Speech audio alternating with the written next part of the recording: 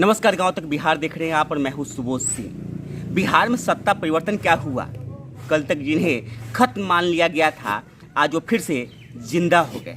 उन्हें फिर से मनाने का दौर चल रहा है। एक तरफ जहां प्रशांत किशोर को नीतीश कुमार अपने पाले में लाने में जुटे हुए हैं, वहीं जिस चिराग पासवान को अकेला छोड़ दिया गया था, उन्हें भी अब अपने पाले में लाने के लिए सभी जो गठबंधन है वो एक्टिव हो गए हैं। कोशिश एनडीए की तरफ से फिलहाल की जा रही है।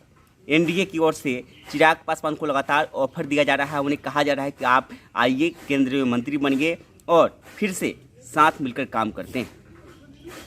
कल बुधवार था, सूरत में, गुजरात के सूरत शहर में एक कार्यक्रम था जिसमें अमित शाह भी शामिल हुए और उसमें सबसे बड़ी बात है कि चिराग पासवान को आमंत्रित किया गया, उन्हें सभा को संबोधित करने का मौका दिया गया।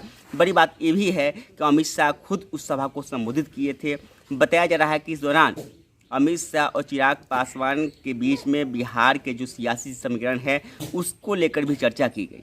इससे पहले ऐसी खबरें आई थी कि चिराग पासवान को लगातार एक केंद्रीय मंत्री है बिहार से, वो उन्हें ऑफर दे रहे हैं कि आप आइए, प्रधानमंत्री से मिलिए और फिर से जो गिले शिकवे है उसको ख़त्म कीजिए और मिलजुल के काम कीजिए। बिहार में जो महागठबंधन की सरकार है उसके खिलाफ में माहौल हम लोग मिलकर बनाते हैं और साथ ही मिलकर 2024 और 2025 के चुनाव लड़ेंगे। लेकिन कहा यह जा रहा था, लोजपा के जो नेता है वो बोल रहे थे कि जब तक पशुपति कुमार पारस एनडीए की हिस्सा है, जब तक केंद्रीय मंत्री है, तब तक फिर से मिलजुल के काम करना संभव नहीं होगा। शर्त यही थी कि आप चिराग पासवान को केंद्रीय मंत्री बनाइए, लेकिन पशुपति कुमार पारस को बाहर का रास्ता दिखाइए। हालांकि बीजेपी इस पशुपेश में है कि क्या चिराग पासवान अकेले, जो दलित वोट बैंक है बिहार के, खास करके पासवान समुदाय, क्या चिराग पासवान अकेले उस वोट बैंक को एनडीए की तरफ मोड़ पाएंगे? बीजेपी का यही कहना है कि आप आइए और जो परिवार आपका बिखरा है फिर से मिलजुल के काम कीजिए। तब जो दलित वोट बैंक है बिहार के, जो 15-16% जो दलितों की आबादी है, उसमें से 6% माना जाता है कि लोजपा के अंडर में है, लोजपा का कैडर वोट है। रामविलास पासवान के समय से ही बिहार का पासवान समुदाय रामविलास के साथ जुड़े हुए थे और वो रामविलास के जाने के बाद चिराग पासवान के इशारों पर वो किसी भी तरफ मूव कर सकते हैं। तो एनडीए का यही फिलहाल फोकस है कि उसी 6% वोट को अपने पाले में लगाया जाए और वो बगैर चिराग के संभव नहीं है। इसीलिए लगातार चिराग को मनाने की कोशिश की जा रही है। हालांकि चिराग का बस यही शर्त है कि आप हमें तो केंद्रीय मंत्रिमंडल में शामिल कीजिए ही, साथ ही पशुपति कुमार पारस को बाहर का रास्ता दिखाइए। और एक बड़ी शर्त ये भी है कि 2024 और 25 का जो चुनाव होगा, अगर उसमें साथ मिलकर लड़ना है तो अभी ही सीट शेयरिंग का फार्मूला तय कर लिया जाए, क्योंकि चिराग जले हुए हैं और वो फिलहाल कोई रिस्क लेना नहीं चाहते हैं।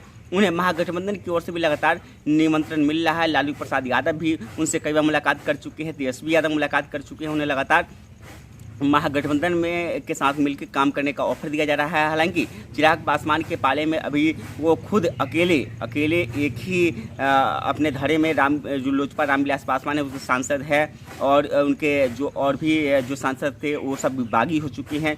बिहार में कोई विधायक नहीं है, कोई विधान पार्षद नहीं है, बावजूद वो डिमांडेबल बने हुए हैं। लगातार उन्हें दोनों ही धड़े, बिहार के जो दोनों धड़े हैं, महागठबंधन और एनडीए, उनसे ऑफर मिल रहा है। लेकिन चिराग पासवान कोई जल्दबाजी दिखाना नहीं चाहते हैं। उनका वो स्पष्ट कर चुके हैं कि वो धोखा खा चुके हैं, दोबारा धोखा खाने की उनमें हिम्मत नहीं है।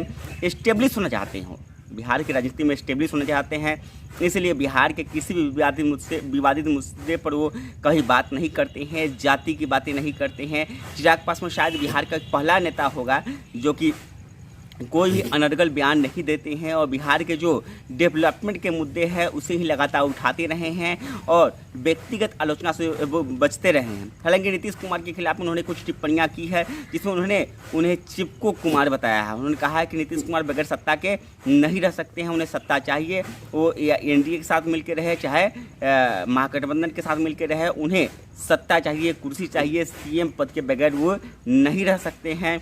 और इसके साथ ही एक चीज़ और जोड़ देते हैं कि बिहार का डेवलपमेंट होना चाहिए। डेवलपमेंट जो भी करे, अगर मुद्दा अच्छा होगा तो वो समर्थन करते हैं, मुद्दा सही नहीं हो तो विरोध करते हैं।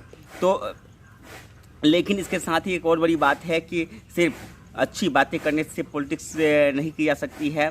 पॉलिटिक्स में आपको पद चाहिए, पद पाने के लिए और अपना जो सदन में जो मेंबर है उन्हें बढ़ाने के लिए एक जनाधार चाहिए। और चिराग पासवान जानते हैं कि अकेले बिहार में वो बढ़िया प्रदर्शन कर पाना बहुत ही मुश्किल होगा, क्योंकि जो बिहार के जो वोटर है वो जातियों में विभक्त हैं। और फिलहाल जो बीजेपी की तरफ से कहा जाए तो सवर्णों का झुकाव है, साथ ही बनिया का झुकाव है। वहीं महागठबंधन की ओर कहा जाए तो यादव और कुर्मी का पुरजोर उन्हें समर्थन मिला हुआ है। साथ ही कुशवाहा वोटों का भी कुछ हद तक उन्हें सपोर्ट है, मुसलमानों का सपोर्ट है। तो इस स्थिति में चिराग पासवान के लिए बहुत संभावना नहीं बच जाती है। वो भी चाहते हैं कि किसी भी गठबंधन में वो शामिल हो, लेकिन जल्दबाजी उनके लिए कहीं घातक साबित न हो जाए, इसलिए लगातार अपनी बात मनवाने पर लगे हुए हैं। और पहले एक केंद्रीय मंत्री बिहार कोटे से हैं, वो लगातार उन्हें समझाने की कोशिश कर रहे थे। और ये जब बात कुछ आगे बढ़ी है तो उसके बाद केंद्रीय गृह मंत्री अमित शाह ने अब इसे बात को अपने संज्ञान में लिया है और खुद अब एक्टिव हो गए हैं।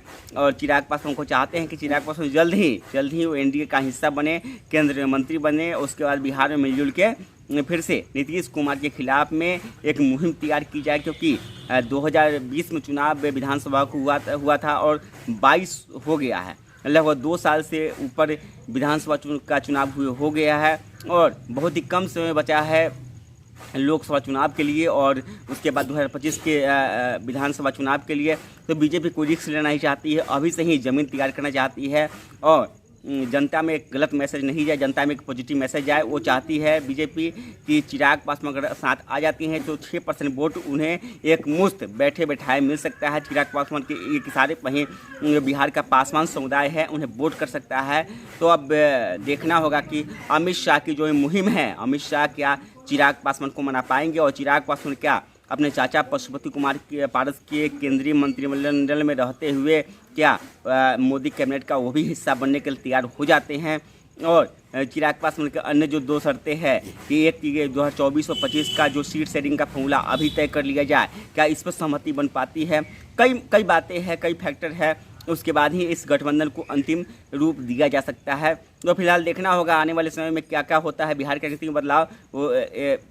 ये सब बिहार में जो फिलहाल नीतीश कुमार और प्रशांत किशोर के बीच में जो एक बातचीत चल रही है उस पर भी निर्भर करता है दोनों के बीच क्या समझौता होता है। उसके बाद ही इस गठबंधन का स्वरूप भी तय हो पाएगा। चिराग पासवान शायद उसके बाद अपना पत्ते खोल सकते हैं। तो हमारे चैनल को आपने सब्सक्राइब नहीं किया है तो सब्सक्राइब कीजिए, साथ ही लाइक और कमेंट कीजिए।